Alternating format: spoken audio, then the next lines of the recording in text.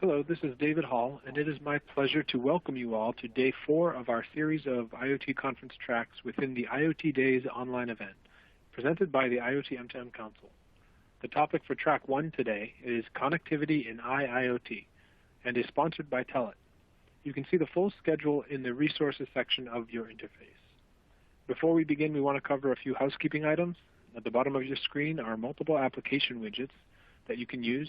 All of these widgets are resizable and movable, so feel free to move them around to get the most out of your desktop space. You can expand your slide area or maximize it to full screen by clicking on the arrows in the top right corner. If your slides are delayed, pushing F5 on your keyboard to refresh your page often resolves this issue. You can find additional answers to some common technical issues located in the Help widget at the bottom of your screen. An on-demand version of the webcast will be available later today and can be accessed using the same audience link that was sent to you earlier. Now it's my pleasure to introduce Keith Kreischer, the Executive Director for the IMC. Keith, good morning. Good morning, Dave. Thanks, and thanks for being here, everyone. Hope that everyone attending is keeping safe and well in these difficult times. Welcome to this online conference track, Connectivity in IIoT, brought to you by the IoT M2M Council and Tellit, as well as Core, Bix, and iBasis. My name is Keith Kreischer. I'm the Executive Director of the IMC, and we've got a great panel for today. I'll be naming our speakers in just a moment, but first I'd like to take 2 minutes to introduce the IMC to those of you on the call that may not know us. The IMC started in 2014 when a fairly eclectic group of IoT solutions providers, combination of big telcos, MVNOs, hardware and software providers, got together to form a trade association for the IoT sector. The group consensus from the start was that we did not want to be a technical standards body, nor a testbed organization. Plenty of good people working those issues, and they are important. But we saw those groups as essentially vendors talking amongst themselves, and we wanted to learn more about people that buy IoT stuff. And by that I mean enterprise users, product makers and designers, apps developers that buy connectivity, hardware and software to connect the devices in the field. What did these people look like? What did they need? And how could we help them? We started by putting out content, pretty much anything we could get our hands on. White papers, use cases, blogs, newsletters. And we didn't ask people that wanted access to the content to pay us anything, but we did ask them to self-identify as buyers, not sellers, to join our organization as adopter members and give us permission to talk to them. And finally and crucially, to give us fairly extensive tabulatable demographic information. That whole effort turned out to be much more successful than we could have hoped. The IMC now has 25,000 rank and file members from around the globe. They cover 24 different vertical markets, everything from automotive manufacturing to building and construction to retail point of sale. We get 200 new members weekly. They come to us inbound. We don't recruit. We do curate our member roles to keep them at around 25,000, and we look at our adopter membership as the largest market segmentation study ever conducted for the IoT sector, with 25,000 data sets. The IMC board now includes some of the largest companies in the industry, including AWS, HPE, Tata, Vodafone, but also smaller, very influential solutions providers. We see ourselves as an IoT accelerator. Our mission is to bring together buyers and sellers to expand the adoption of IoT technology for the common good. And we look at today's webinar on connectivity and IIoT as exactly in keeping with that mission. With that, I will simply name our presenters today. We've got Scott Ellis, VP Connectivity Sales Americas for Tellit, John Morley, Director of IoT Pre-Sales Engineering for EMEA at Core, Fernando Llobregat Baena, Head of IoT Sales for Enterprise at Bix, and Ajay Joseph, CTO at iBasis. A quick housekeeping item before we get started. We do encourage you to submit questions during the presentations, and you can do that through your interface. We will address those at the end of our sessions. We do it that way simply because we like to let the entire audience hear the Q&A. If we don't get to your questions for any reason, most likely because we just ran out of time, never fear. We will have a record of it associated with your registration, and our presenters will be able to address your questions after the live presentation. And so with that, I would like to introduce our first presenter, Scott Ellis. of Tellit. Scott brings over 20 years of experience in the machine-to-machine IoT industry. He started at Tellit in 2018 as Director of Product Marketing and Carrier Relations, where he maintained Tellit's partnerships with North American and Canadian carriers and strategic partners to drive business relationships and programs for the module side. Before joining Tellit, Scott held senior positions at 151 Advisors, Modus Systems, where he was co-founder and an SVP, Rayco Wireless, and T-Mobile. Good morning, Scott. Good morning, Keith. Thanks for having me. Great to be here. Thank you. Take us away. All right. Good morning, everyone. Thanks for joining us, and welcome to this virtual event. It's certainly great to be here, and I appreciate the opportunity to share some thoughts with you, everyone.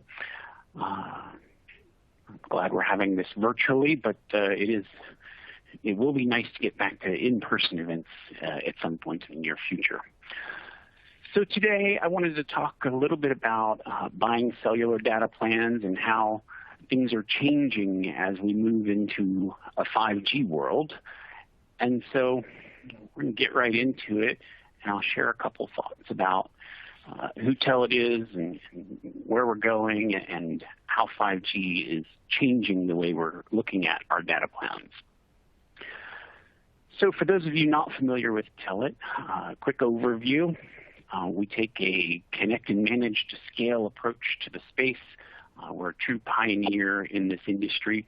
We've been at it for in excess of 20 years. I'll get into the timeline a little more in just a minute.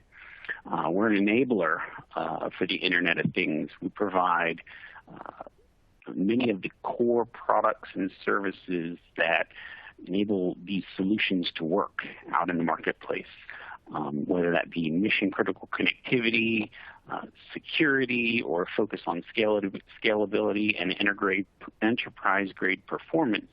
We're here to serve every aspect of your connected solution need. We've got module products, a platform and connectivity service that enable IoT deployments from things to apps. So on the far left side of the slide, all the things out in the field, to the far right side of the slide, all your back-end systems and everything in between. We truly take a gapless approach to this space and believe that considering all of these aspects when you're designing a solution for deployment is critically important to success. So a little bit more about where Tellit comes from, how we grew up in this space. Established in about 2000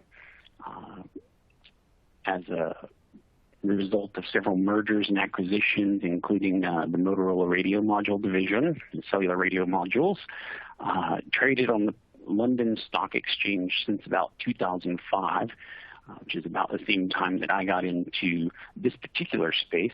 I myself have been in wireless much longer, but in machine-to-machine or IoT space, as we now call it, I was involved with T-Mobile back in 2003, and around about 2005, we started entertaining these IoT-type rate plans where we sold a couple of megabytes of data for fleet tracking and the like, and we've been doing it ever since.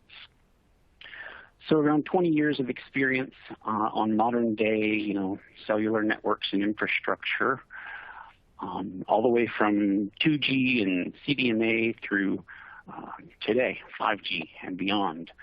In 2017, we added Bluetooth and Wi-Fi. And back in 2011, where the blue circle there is, we acquired a connectivity partner in northern Illinois, and we've been providing cellular access ever since. Today, we're in the process of deploying some of the first 5G products into the market, including devices that are capable of private network operation, CBRS access, and the like. So we've got a vast amount of experience in this space, and we hope that some of the insights we share today will bring value to you and your solutions. So, in talking about connectivity, as I mentioned earlier, we're an enabler. We have hardware and software solutions and platforms. and we use these systems to help our partners get online, get their devices connected, and bring that data back wherever it needs to be, whether that's to a customer interface or a back-end system. We know that solutions in this space take an entire ecosystem of partners, and there's any number of different methods for delivery, as well as a plethora of interconnected systems that are required to make these things work. And on the connectivity front, cellular access seems so simple on the surface of it, but as we dig into some of the underlying things that go into a connected solution, we learn a little bit more about the complexity and how maybe it's not as easy as we originally thought. So, traditionally, there's been a couple of different models. The one that's depicted here on this slide is the Aggregator Model for a company like Tellit that brings together a number of different network operators into a single platform. But alternatively, you could have sought connectivity directly from any of these operators on their own, carrier direct, if you will. And the thought is that procuring one of these rate plans is easy, right? It doesn't matter if it's 2G, 3G, 4G through the years. We didn't really worry too much about which technology we were going to make use of. We used the newest, latest, greatest flavor that we had at the time, 4G today, 5G coming soon. And the only real questions were, how much data do you need and where do you need it? What part of the world? And if it's a part of the world that had more than one carrier option, what's your hardware compatibility look like? What certifications are going to be required? And, give me a SIM card and off you go. It seems so simple, but underneath all of that and behind the scenes, we then realize that not only do we have to choose a data plan, but then we have to manage it. There's all these elements that go into managing that service, a bunch of systems that are tied back with information flowing on how much data am I consuming, is my device online, all that fun stuff. So it takes a very robust suite of systems to enable all these things. And our approach here at Tellit has been this aggregator model that you're seeing here, where we try to simplify all of those difficult integrations and differences from one carrier to another into one platform where it's as easy to manage as possible for our partners, regardless of where you deploy your solution in the world, regardless of how much data do I need, or where is my thing going, or how often do I need it, or what technology is it on. We tried to really simplify things and make it easy. And we accomplished that in very large degree. So companies like Tellit have done a really good job of enabling access and providing a lot of companies and organizations with the ability to deploy these kinds of solutions and benefit from IoT, regardless of the technology. And it's been reasonably simple, but also not that simple at all. And if we look at some of the why that happens, this is an example of how our infrastructure is currently set up here at Tellit with the various carriers. And as you can see, it's not that simple at all, right? So the various carriers that we work with have various platforms that have evolved over time, and it's not so simple. When we go from 2G to 3G to 4G and technologies change, systems change, platforms change, interfaces change, and we're forced to change with them or find another solution, right? It's that simple. Our underlying carrier partners don't necessarily build things specifically for a particular use case or customer. They build them for the whole. And so when they make a decision to go a different direction, we adopt with them or we go somewhere else, right? And so we look at, Telefonica or AT&T or Verizon, and the multiple instances that we end up managing into those carrier network operators, and the complexities of that, and how if I'm an individual entity, a solution provider or consumer of cellular data, is this something that I really want to do? Is this how I want to spend my resources and my time? Right? Or do I want to focus on my solution and really delivering the value that my solution brings to the marketplace? So up until now, it's been evolving. Things have changed quite a bit as we moved through the different iterations of LTE, or cellular access, I should say, including LTE. And we ask ourselves in the new dawning 5G world, what is this new technology going to bring? What will this new access system look like on the cellular network side?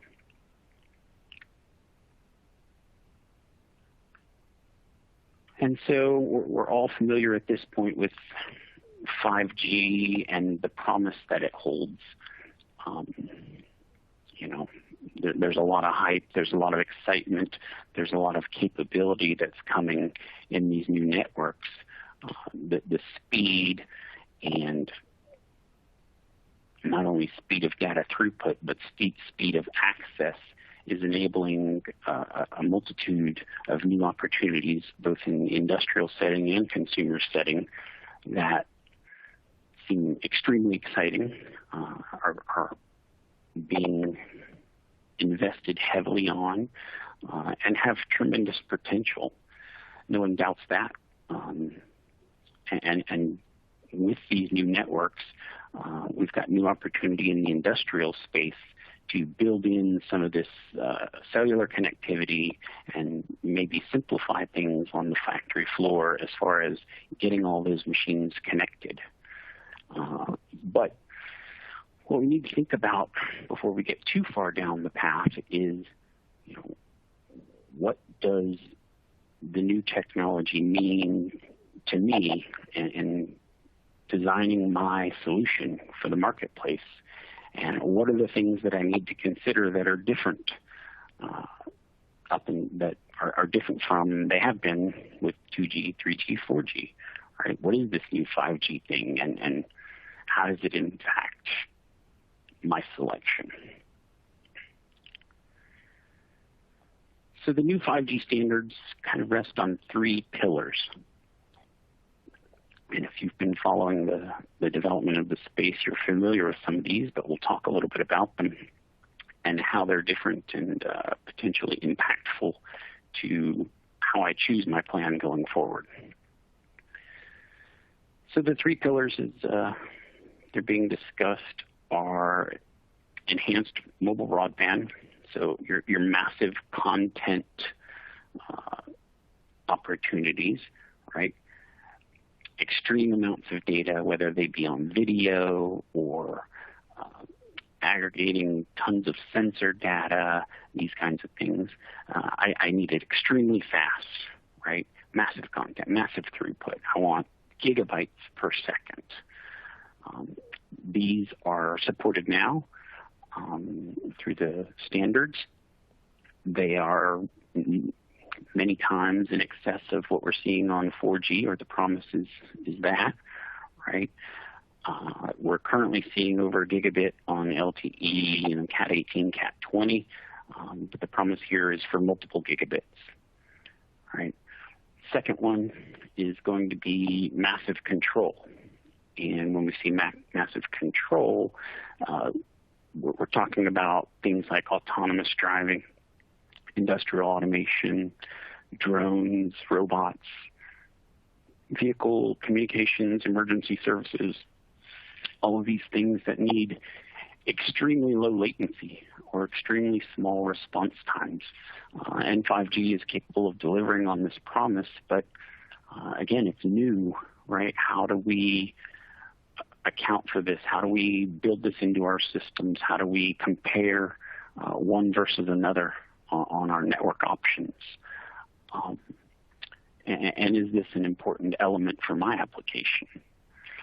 And then the third pillar is going to be the massive sensing or massive machine type communications where, we've got just tens and tens of thousands of sensors on a network, either connected individually, which is certainly possible, or through hubs. So these are things like stadiums and subways, healthcare type devices, inventory control, wearables, all things that are coming into play now with 5G that weren't in play with 2G, 3G, 4G because of some limitation of the previous iteration of the technology, right? Whether that be the cost of data delivery or the latency or speed or some other factor that limited our ability to deploy one of these solutions because it just didn't fit the needs.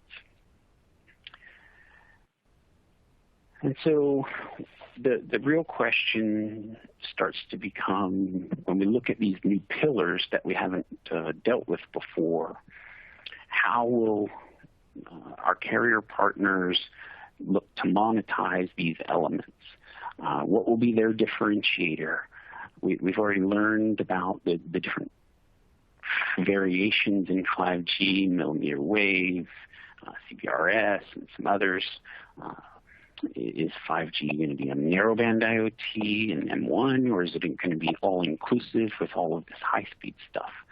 So, and what will the carriers look to monetize in this new environment, and how will that change over time?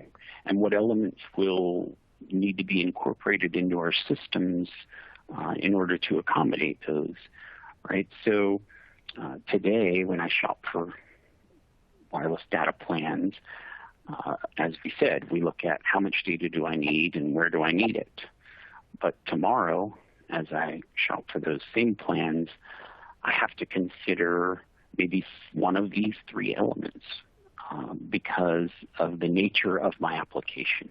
If I'm looking to control industrial automation on an entire factory floor, yes, I'm probably going to deliver a lot of data, and that's important, but it may be more important that I have the lowest possible latency on top of that as an added element. So what elements are going to be necessary in the back end to ensure that the delivery of the information on those promises is possible and monetized, right? So not only will the carrier potentially charge for some of these things, but it might be an opportunity for solution providers to charge as well, depending on what's important to a particular end user and how they may look to make use of this technology.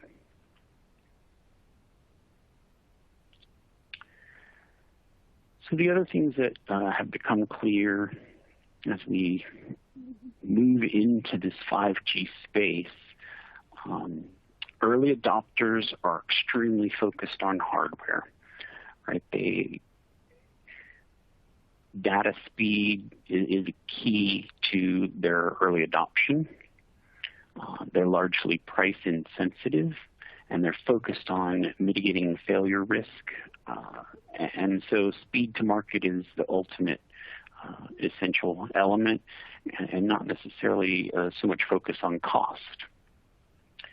So the early use cases that we're seeing in both sub-6 and millimeter wave are things like mobile computing, in fixed wireless access, routers, high bandwidth video camera equipment or video broadcasting, but also, this Industry 4.0 or smart factory setup where I can connect a router to an array of sensors that control my line and now get enough throughput and low enough latency that it makes sense to control my manufacturing process with this new technology.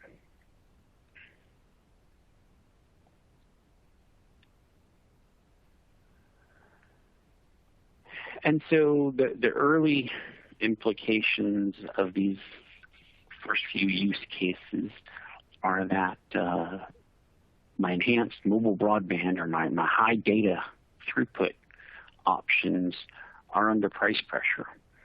And the carriers are always resistant to price pressure. They're happy that we're buying more data, but not as happy to sell it for less. So, it's an extremely important piece of the equation. You get a lot of questions from folks on, well, can't I just buy unlimited data? And the answer is short and sweet. Yeah, you can buy unlimited data, but unlimited data is usually a consumer-focused product and may not come with all of the tools and resources that I need to effectively manage my solution. Ultra-reliable network. So it risk-averse, price-tolerant, as we've already said. 5G on a private service is emerging as a viable option. So when we talk about private 5G, we're talking about, building the infrastructure to run my own network, essentially. So I can license off a small piece or a small space, geographic space, either from a carrier direct or from some other supplier, build my own network, right, and control everything on my own. And so now I don't care how much data I put through because my cost is buried into the infrastructure cost, right? The infrastructure vendors are thrilled with this and happy to set up a private network for someone. Of course, there's cost, but total time to market and risk aversion in the industrial sector are driving this adoption and making these really viable options for early 5G use cases. So it's really a question of what's the most important thing to you and your solution, and how are those important things going to be put into place.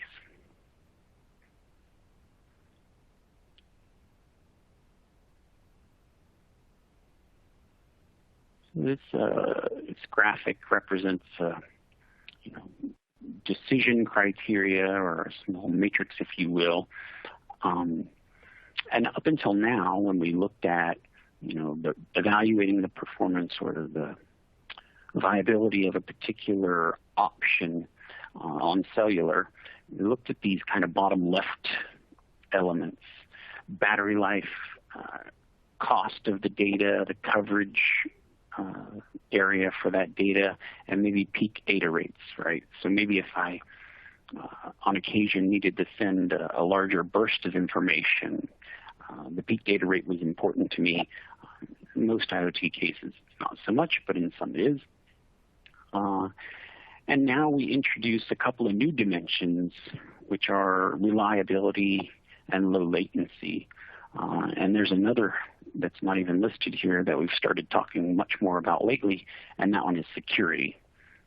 So 5G also brings the promise of some added security to the mix. And this is another area where there's a potential opportunity to monetize, right? And security is really important to the specific solution that you're deploying. If I'm deploying some solution that has a payment opportunity in it, or I need to process a credit card, or I need to transmit private information about a patient or something of that nature, then security is extremely important to me. But if I don't, if it's non-mission critical, not that private, maybe security is not that important to me.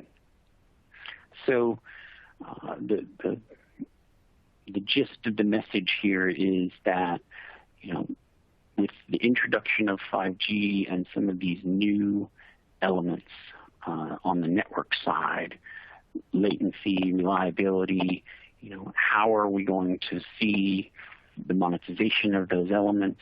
Will we see the monetization of those elements? And how does that impact my decision making when I'm deploying a solution and building it for the future?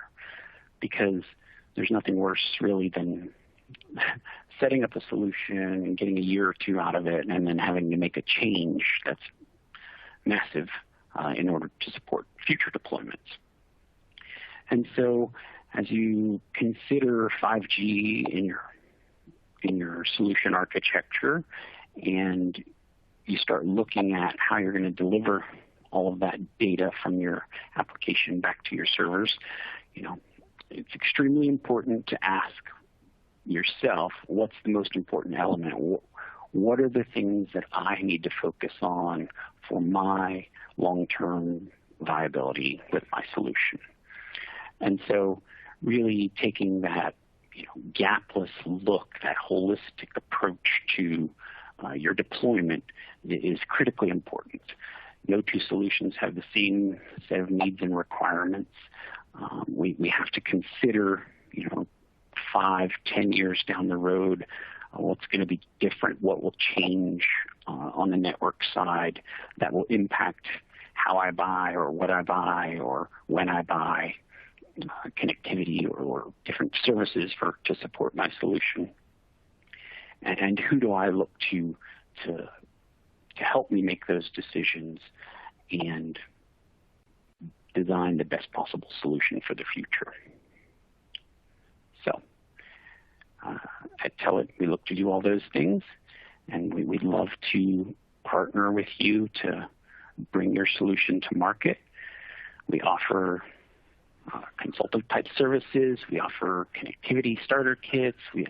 We're here to help and guide your decision along the way. So, Keith, I think that wraps up, what I wanted to share this morning. I'm certainly up for some questions if you've got a few.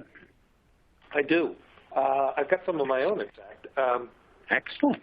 I really appreciate it. I learned a lot, and I want to dive right in.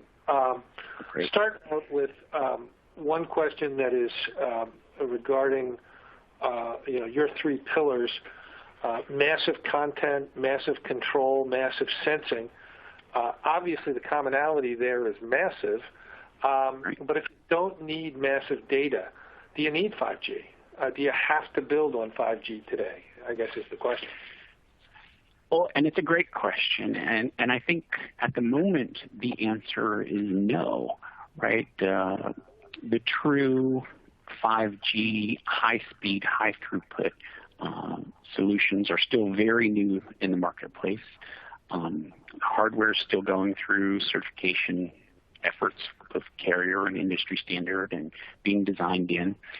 But with LTE, there's, as I mentioned, up to a gigabyte of throughput speed available on 4G today. So unless you need more than that for some reason or some other element, right, the latency or some other piece that's important, in the vast majority of cases, 4G is more than sufficient today. And should have a pretty long run left, right, in the life cycle. Right. Okay. Good stuff. A couple of things that related to your slide on early adopters. One of the things you mentioned that kind of surprised me is that early adopters tend to want hardware only. Is that because they're more advanced? I mean, why is that? That kind of surprised me. I think it is, right? The early adopters tend to be your PC manufacturers, router manufacturers, those higher speed requirements in industrial or business tools, right? And so their primary goals are usually, we want the latest, greatest, we want to have the fastest thing, the newest technology, and we want to be first, right? Because we want to have that competitive edge of the newest, latest, greatest, fastest thing. Right. And so they, of course, want connectivity eventually, right? But the focus for the first several months is designing in and just building in the right new piece of technology. Right. I've actually heard that before, but I guess I never sort of put that together with early adopters, and it makes sense, that they would start first. The other thing on that slide that interested me was you mentioned that data speed is the key. Is that more key than data volume? Well, it can be, right?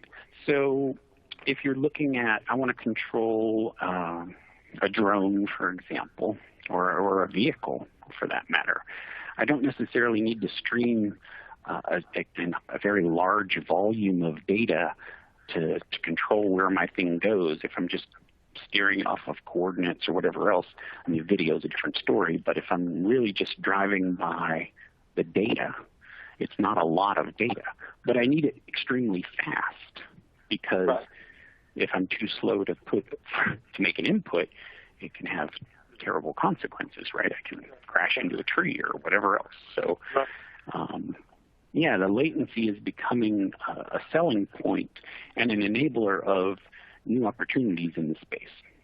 Right. Are there different rate plans for 5G? Can you get things like unlimited data? So far, no. We're still very early stages with the carriers, right? They're certifying products now, but the rate plans so far are the same as what we saw on 4G for the most part. Maybe the exception being narrowband or considered 5G, but at the other low end of the technology.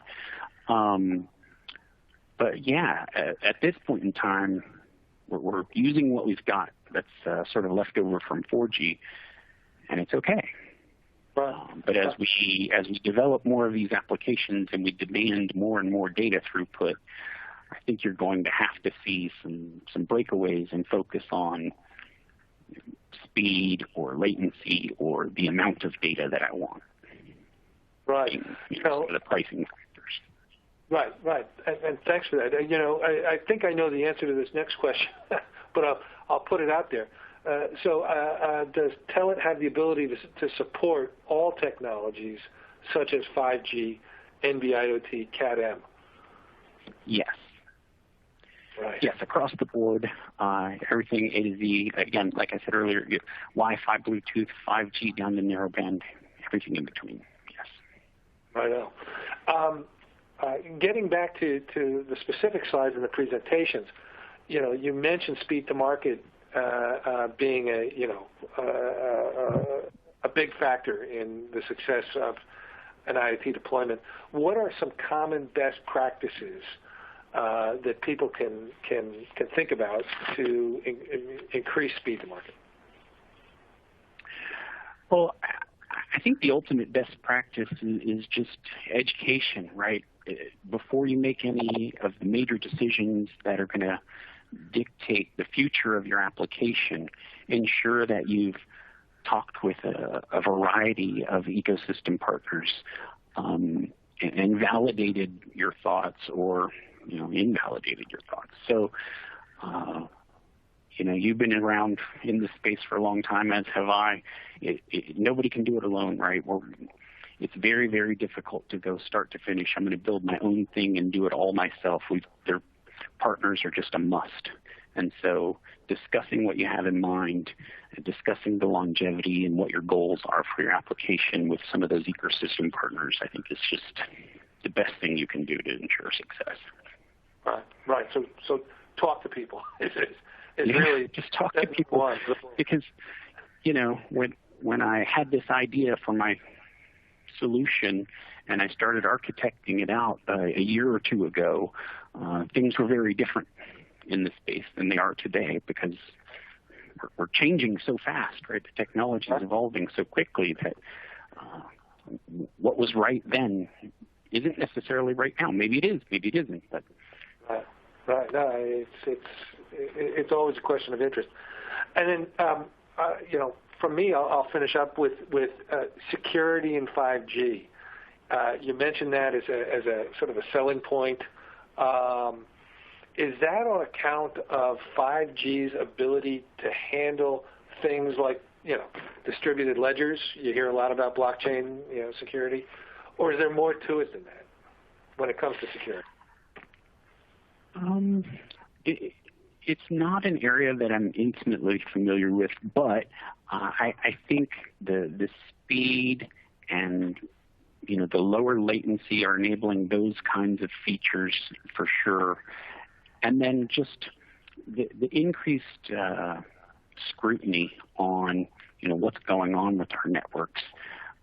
When we're talking about security for a light fixture sensor, it's one thing, but when we're talking about security for an autonomous car, it's a whole nother, right? So there's a renewed focus on security because of the nature of the applications that we're seeing for 5G, more so than the technology itself.